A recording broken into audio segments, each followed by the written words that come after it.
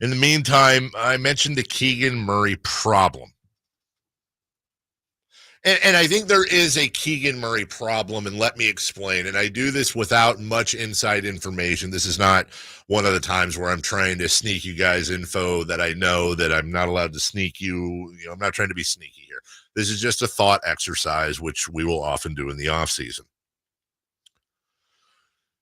If you're the Sacramento Kings, it's incredibly tempting, I think, if you're Monty McNair to, or maybe he's not tempted at all, I don't know, but I'd be tempted to look around everything, to listen to the fan base.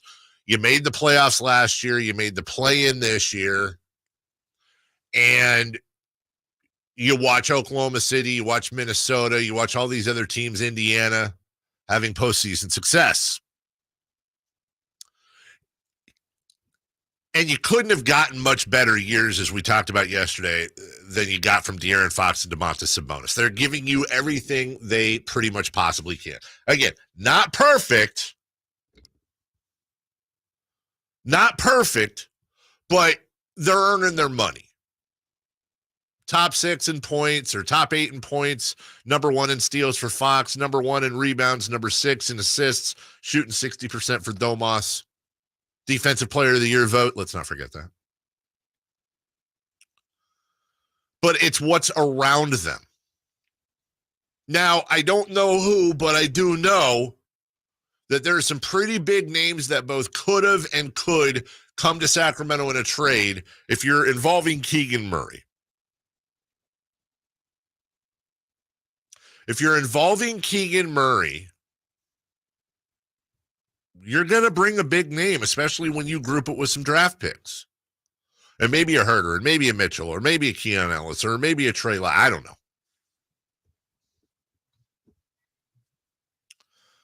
But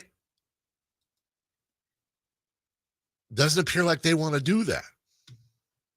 And when I talk to most Kings fans, they don't want to do it either. Nobody ever talks about trading Fox and Sabonis because it's highly unlikely. But when the idea of trading Keegan Murray comes up, anytime I'm having a conversation in person or online, they say, well, I mean, what if you had to include Keegan Murray for this? No, not Keegan. No way. I will give you Barnes, Herter, Davion, and Lyles for your stud, but not Keegan.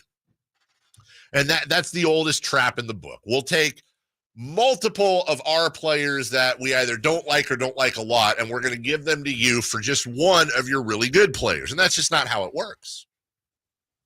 Other GMs get paid too. Any trade for a good player, a really good player, 98% of the time, if not higher, it's got to hurt a little bit. It's got to hurt.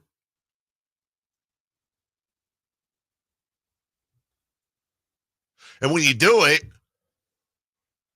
like look at the Sabonis trade. Well, what'd you have to give up? You gave up Tyrese Halliburton. It hurt a lot. And by the way, they gave up Domantas Sabonis or Tyrese Halliburton. It hurt. But then it's like, okay, but what do you do? And the reason why the Keegan Murray thing is a problem, and I'm saying problem in air quotes, is because it seems like it's a problem of timing. He's just 23 years old. He'll be 24 in August. And when you look at his progression, he went from 12.2 to 15.2 points per game. That's 3 points. He went up a full rebound. He went up a half an assist. He improved his free throw percentage. His field goal percentage is pretty much on the dot. And what we really saw this year that's a little more difficult to quantify is he established himself as a plus defender. Not all NBA yet, but definitely a plus defender. Arguably the best on-ball defender on the Sacramento Kings. And I think what Monty and friends are banking on is, hey, we already have a big three. Fox, Sabonis, and Keegan Murray. That's our big three. We need to add a fourth piece. But he's just not there yet. And understandably so. By the way, and your third piece is on a rookie contract, which helps quite a bit.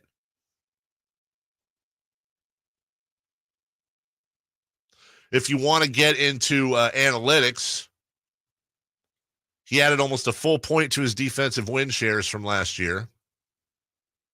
He added almost a full point to his win shares overall from last year. And he doubled his defensive box plus minus. Now, I won't get into the minutia of all that, but let's just say his defensive metrics look better. See, everybody's afraid. Everybody's afraid that if we trade Keegan Murray, what if he blows up? Can't trade Keegan Murray. Okay, but then we have to understand that that is perhaps a good problem, but it's a problem. Because now you have to wait on that timeline. I'm not saying they can't make other moves, but we as fans have to have reasonable expectations. There's a reason you want to trade Kevin Huerter. There's a reason you want to trade Harrison Barnes. There's a reason why you'd be okay trading Davion Mitchell or Trey Lyles. There's people out there I've talked to that said under no circumstances can you trade Keon Ellis.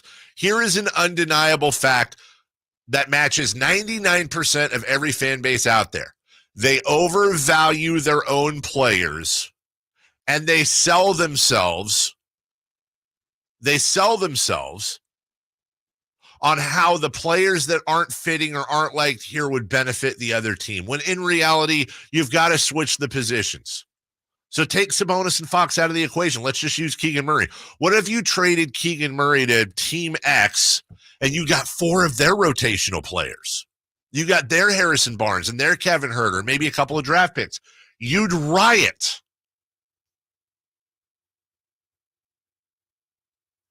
So the only choice here, if you're deciding to ride with Keegan Murray, and I'm not convinced by the way the Kings are. I think if somebody comes in and gives them some sort of Godfather offer, let me say, for example, if the Brooklyn Nets decided they want Keegan Murray as a Mikal Bridges replacement, and they asked for Keegan Murray and a couple of draft picks, and then maybe a Barnes or whoever for salary filler. You say no if you're the Kings? I mean, I'm asking you straight up. If Brooklyn offered Mikal Bridges for Harrison Barnes, Keegan Murray, and a top 5 protected first-round pick, do you take it? Honestly, do you take it? And now you've got Harrison Barnes at the 3. Maybe you re-sign Monk, you put him at the 2, Fox at the 1. You got to figure out your power forward. Is that a trade you take? I'm going to get a lot. I guarantee I'm going to get a lot of no's over that. And I'm telling you for a fact, if the Kings offered Keegan Murray, Harrison Barnes, and a first-round pick for Mikal Bridges from the Nets would say no. Now, I'm not saying they'd be right to say no, but they would say no. And thus, the overvaluation. So it's kind of a situation where, and I'm not trying to lecture us as a fan base, it's just where we're at. We can't have our cake and eat it too. If Keegan Murray is borderline untouchable for you like Fox and Sabonis, then you have to be patient for him developing.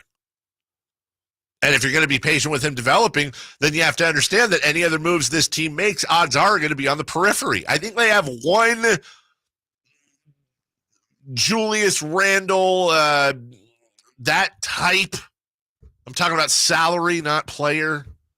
Move in them that doesn't affect those big 3, but that's it.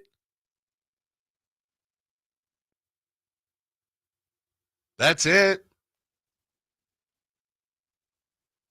It's an interesting problem to have. And the hope there is that you bet on Keegan Murray and you ride it out.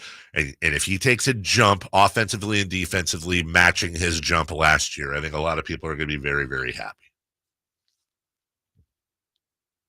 Just like I know people have been very, very happy switching to all electric with my friends at American